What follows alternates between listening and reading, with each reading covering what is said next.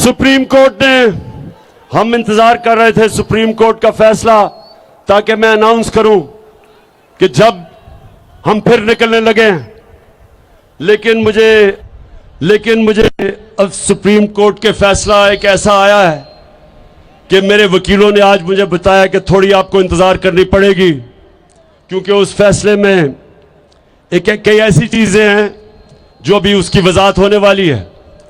लेकिन मैं आज यहां खड़ा होकर अपने सुप्रीम कोर्ट को यह जरूर पैगाम देना चाहता हूं अपनी सारी कौम के सामने कि देखें, मैं तो वो पाकिस्तानी हूं जो 40 साल से मेरी कौम जानती है, मुझे 40 साल से जानती है कौम।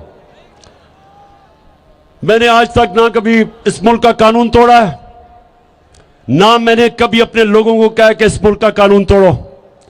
हमेशा एहतजाज हमने पुरअमन किया, 126 दिन का धरना दिया, हमने सारे लोगों को पुरअमन रखा। हम कभी नहीं चाहेंगे कि हम इस मुल्क का कानून तोड़ें और हमारी कौम का अपनी सिक्योरिटी एजेंसी के सामने, अपनी पुलिस, अपने रेंजर्स के सामने उनका क्लैश हो, उनमें इंतशार हो, क्योंकि रेंजर्स भी अपने हैं, पुलिस भी अपनी, अवाम भी अपनी है, फौज भी अपनी है। इसलिए मैंने कभी यह नहीं कहा अगर हम तोड़फोड़ करते हैं अपने मुल्क का नुकसान होता है, क्योंकि मैं तो लंदन में नहीं रहता, मेरे तो बाहर असासे नहीं है, मेरा तो जीना मरना यहां है। तो इसलिए जो आपने कमेटी बनाई है,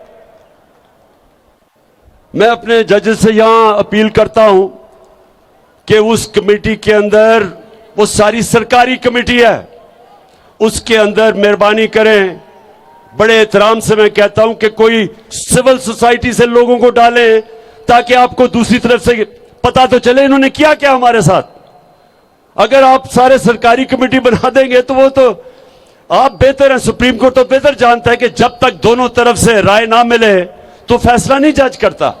तो मेरा बस एक ये था, और अपनी कौम के लिए आखिर में, बुनेर के लोगों मेरी बात सुन लो, तैयार रहना, मैं आपको कॉल दूंगा और आपने सबने आना है, और हमने अपनी हकीकी आजादी की जंग जब तक हम जिंदा हम लड़ते रहेंगे। पाकिस्तान जिंदा। मुल्क के न्यूट्रल से पूछना चाहता हूं कि जब आपने फैसला किया कि हम न्यूट्रल हो जाते हैं, बिस्मिल्लाह, बहुत अच्छी चीज है, लेकिन मैंने आपको बताया था तब कि हमारे जिधर माशी हालात खड़े हैं, इसमें अगर ये जो साजिश जो मैं सुन रहा हूं हो रही है, अगर ये कामयाब हो गई तो हमारे मुल्क की माइशत को बहुत नुकसान होगा।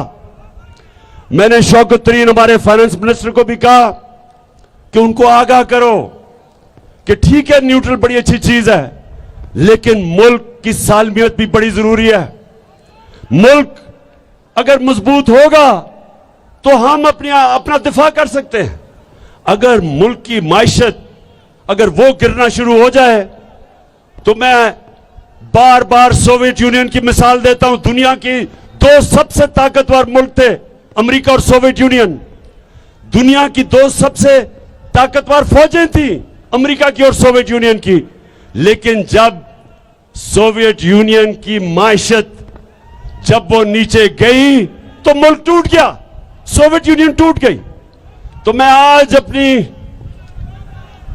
अपने न्यूट्रल्स को यह कहना चाहता हूं कि देखें, ये जो बातें कर रहे हैं कि जनाब इमरान खान के ऊपर गद्दारी का मुकदमा चलाया जाए, पहले मुझे जरा इन लोगों से सबसे पूछता हूं मैं कि लोग क्या ये जरदारी और नवाज शरीफ मेरे पे गद्दारी का मुकदमा चलाएंगे? वो लोग जिनका है ही सब कुछ बाहर, क्या वो लोग जो एक जरदारी हुसैन हक्कानी के साथ अमेरिकनों को कह रहे हैं कि मुझे पाकिस्तानी फौज से बचा लो, वो मेरे पर मुकदमा करेगा गद्दारी का?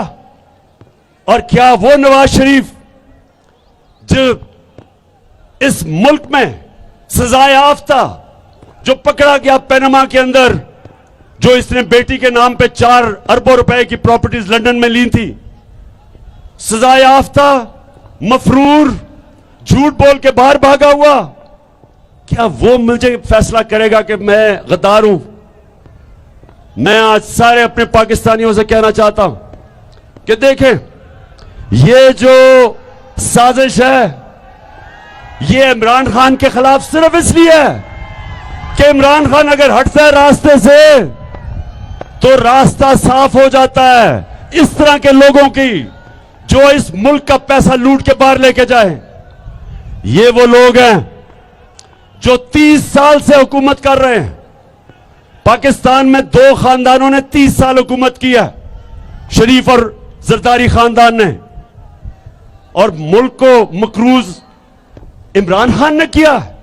30 साल आपने हुकूमत की है, हमने मुल्क को मुदर से ऊपर निकाल के सस्टेनेबल ग्रोथ यानी कि सही रास्ते पर लगाया, पटरी पर चढ़ाया, साजिश से गवर्नमेंट करवा के। और अब जब इन्होंने देखा कि सारी कौम आज इस साजिश को समझ बैठी है, इसके खिलाफ है, इन गद्दारों के और चोरों के, तो आज ये कोशिश कर रहे हैं कि इमरान खान को रास्ते से हटाए गद्दारी का मुकदमा करके।